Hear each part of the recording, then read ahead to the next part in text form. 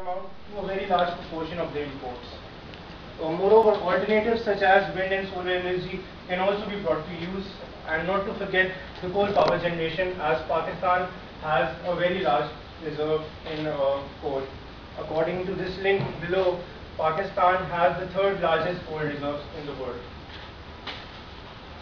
Okay, another approach can be shown by the citizens themselves. In order to survive in Pakistan, we'll have to make some compromises. Let's see what they are. Okay, leaving lights and appliances open when not needed is a common practice, so we should try and avoid that. Use of energy savers is also very helpful, as it decreases your bill by a significant amount. We also see that these shops have extravagant lighting, so removing them would not bring down their sales, I'm sure. And then introducing energy conservation practices, which can be carried out through effective print and electronic media campaigns, which will create awareness among the masses. Finally, daylight saving should also be encouraged. Having said that, the ruling class is the one who should encourage and who should lead this practice in terms of power conservation, and obviously the common man will tend to follow.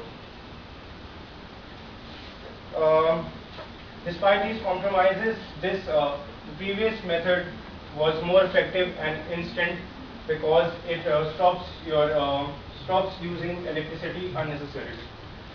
Now, the second major energy problem is the chemical energy. We know that diesel and petrol prices are at an all-time high, and not everyone can afford those prices, so most of them are shifting towards CNG because that's the next best alternative. And we should also introduce biofuel. Biofuel is made in a process in which alcohol is converted into fuel ethanol, and if this step is carried out, then 30 to 40 million gallons of barrels of oil can be saved per year. Lastly, obviously the public has to make some sacrifices.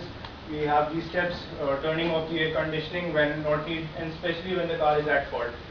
Harsh acceleration and heavy braking, because during harsh acceleration, engine demands more fuel. And these are the following steps, like all we know. So all in all, these are the steps that we should do to conserve fuel. And now Sarah will continue with the presentation.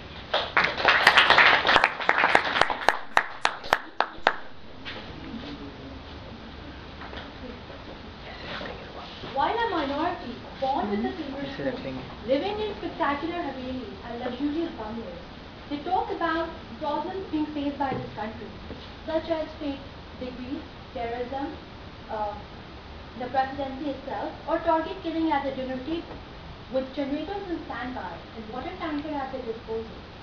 However, there are still millions in this land of fear who survive on only 1 meal per day, and it's nearly impossible for them to make both ends meet, no matter how hard they try.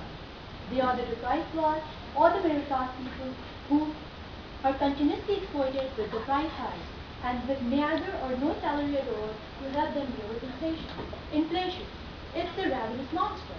It consumes everything in its path. Think about yourself as an economic Boy Scout. Be prepared.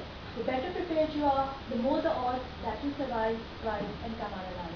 Good evening, ladies and gentlemen. I am Sarah Farooq, and tonight I'm going to discuss and give you a few suggestions how to deal with inflation. Alright, start early in life with various or even few opportunities for graduates to intern or small pay-scale jobs to work. It's better that you understand and learn how to stand on your own two feet. When you earn, you learn. You get the know-how of how to deal with money you have. You consume, you save, and you know how to deal with your money prudently. Moving on. Cash is no longer king. It's the worst investment when inflation rears its ugly head.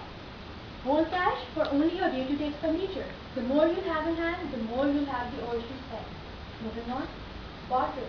Step outside the monetary system by trading goods and services. The exchange of goods and services will help both parties deal with what they want and what they don't want. However, many may find this idea unattractive. Moving on. Think long-term. Think about the things you might need in the future. Will you use it? Will you not use it? Will it be beneficial for you right now? Or will your future generation use it? Research and think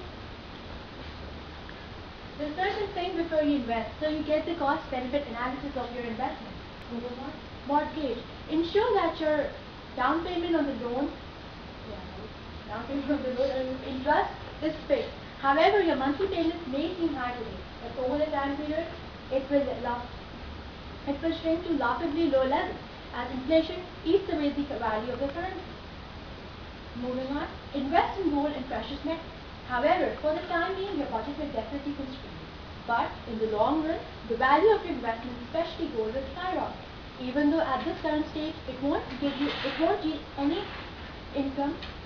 Instead, it has a storage cost. But this is what smart investors rely on during the time of turmoil. Moving on, this will help you compartmentalize your needs and help you find what you really need and what you not. And this will allow you to spend where it's necessary. Alright, try to lessen your expenses. See where you can cut them down. However, we don't have such services here in Pakistan which allow you to remove and eliminate the channels you don't watch.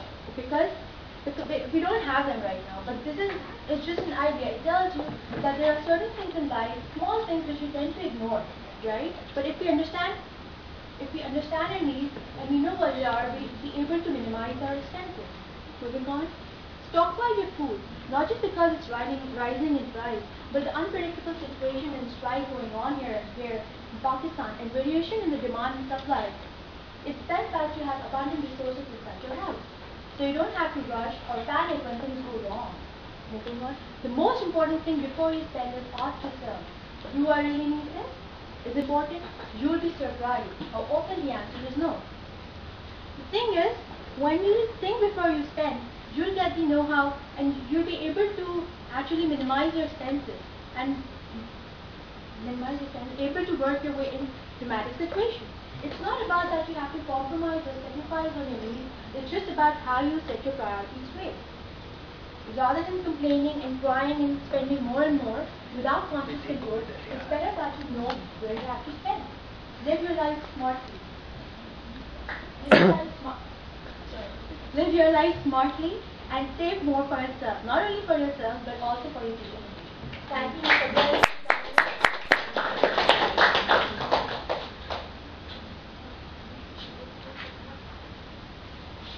Did you know that a report issued by HRCP, Human Rights Commission of Pakistan, stated that 1,138 people were killed in Karachi alone in the last 6 weeks. 490 people among these fell prey to targeted killings, and out of these 490 people, 250 people had no affiliation with political parties.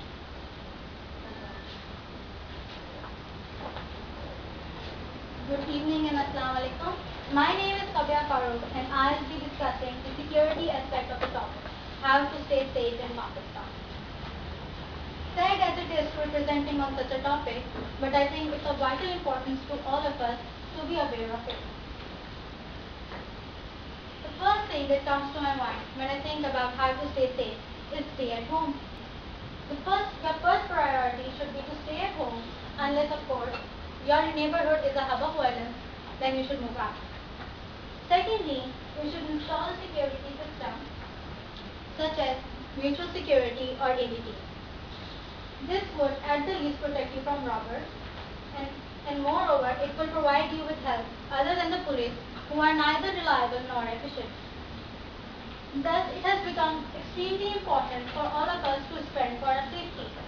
Long gone are days when you could sleep at night safely with just a headlock.